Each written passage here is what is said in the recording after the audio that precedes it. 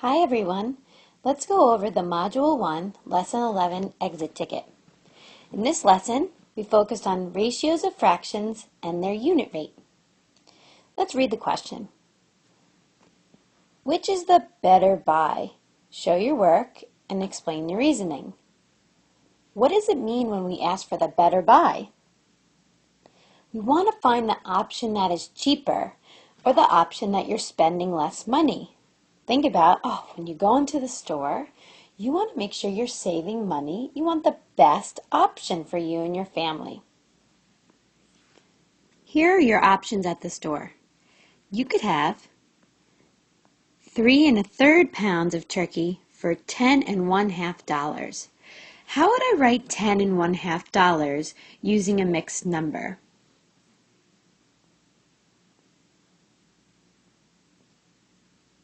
Did you have that? Hitting my unit. Good. Okay, now remember, the focus is on working with fractions, so it's okay to have money in a fraction form for this problem. Let's go to the second option at the store. 2 1/2 pounds of turkey for $6.25. Okay, think about what $1/4 would represent. Well, 6 is the dollar amount, and I know that 1/4 is 25 cents. Well, 25 cents out of $1 would be 1/4. Okay. Now, in order to find out what is the unit rate here, we need to think about how much does each cost per 1 pound. Okay, so we're searching for the cost. So since we want to know how much each pound of turkey costs for each option, we have to set up our proportions very particularly. So let's do one at a time. Let's look at our first option. We have 3 1/3 of a pound for $10.50. Equals, okay, remember a proportion has two equivalent fractions, and between the fractions there's of course an equal sign. Well, I think I said before that we need to find the cost per pound, cost per 1 pound. Where would the 1 pound go here? Remember that LB stands for pounds. Would the 1 pound go in the numerator or the denominator? And I want you to think about where it should go and why.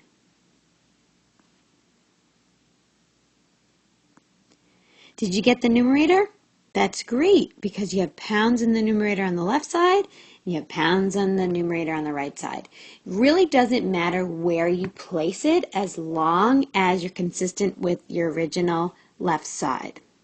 Okay, so we're looking for the amount of money, so per pound. So I'm going to put a variable, put my dollar sign there so I know what I'm solving for.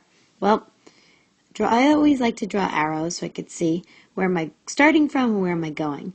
Well, if I'm at 3 1/3 of a pound, how did I get to 1? I had to divide it by itself. And whatever you do to the numerator, you do to the denominator. So 10.5 divided by 3 1/3. This part right here is what we have to rewrite and show on our page. And we have to keep the same order. 10 1/2 divided by 3 1/3. Okay. Before we start dividing, we need to change our mixed numbers to improper fractions. Try to beat me.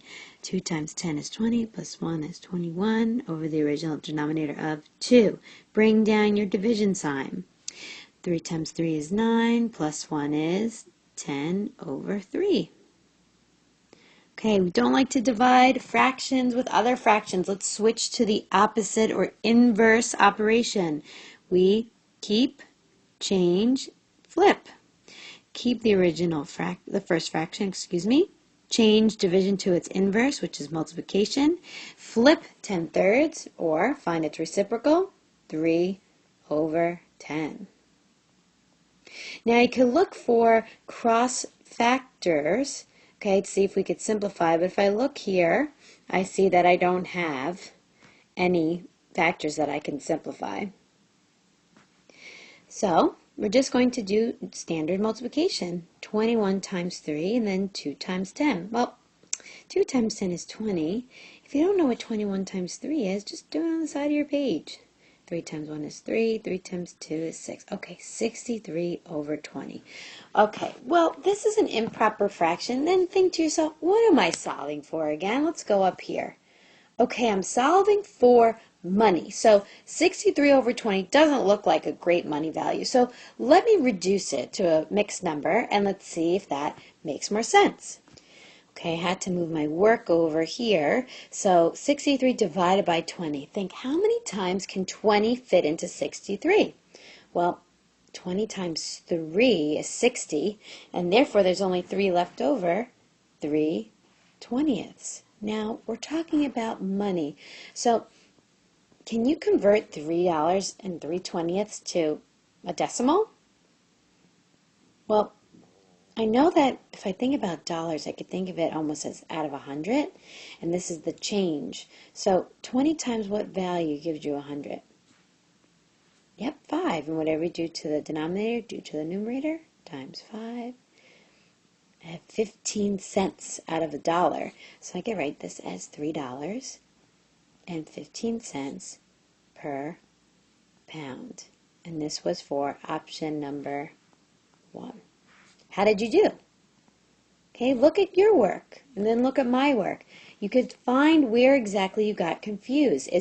Did you forget to set up a proportion in the beginning?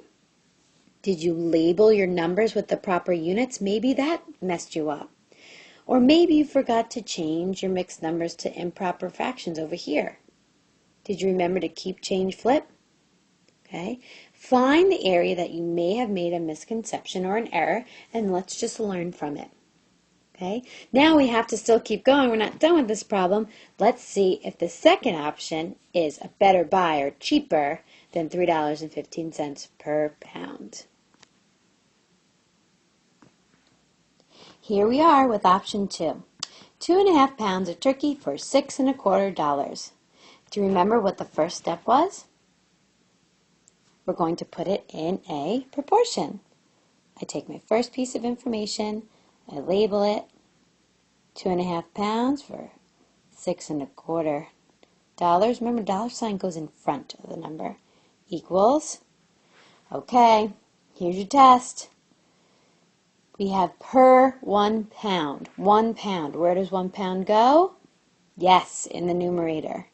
And the mystery is the dollar amounts. How much does it cost per pound? Okay, if you'd like, you could pause the video now and try to solve for the price per pound again. Maybe you feel more comfortable and confident now. And if you have trouble, you could continue and press play, and I'll show you the solution. Okay, how do I go from 2.5 to 1? Well, I divide by 2.5. Do the same to the denominator. Divide by 2.5. The work I need to show is here. So I'm going to rewrite this in order. 6 1/4 divided by 2 1/2 equals. Change mixed numbers to improper fractions. 6 times 4 is 24 plus 1, 25 over original denominator 4. Bring down the division sign for now. 2 times 2 is 4 plus 1 is 5 over 2. Keep, change, flip, keep. Change, flip. Look for cross-simplifying, cross factors. Ooh, lucky us, we have some here. 2 and 4 share a common factor of 2. 2 divided by 2 is 1. 4 divided by 2 is 2. What about 5 and 25? Great, another good one. 5 divided by 5 is 1. 25 divided by 5 is 5. Multiply across. 5 times 1 is 5. 2 times 1 is 2. And let's simplify. We're working with money. 2 fits into 5 2 times. That's 4. 1 left over. 2. 2.5. I can write that in money. $2 and what's half of a dollar? Yeah, it's 50 cents per 1 pound. Okay, so now we have our second option. Do you remember what our first option was? Our first option was $3.50 per 1 pound. Our second option down here is $2.50 per 1 pound. Which is the better buy? Option 2. Okay, so we have to pick option 2 because it's cheaper. We want to pay less. So we have to make sure we answer the question. It said, which one is the better buy, and explain yourself. So here's the sample option to write. Option 2 is the better buy because I would pay less for each pound of turkey I buy. 2.5 pounds of turkey for $6.25 is cheaper, and again, the better buy. Well, I hope this helped.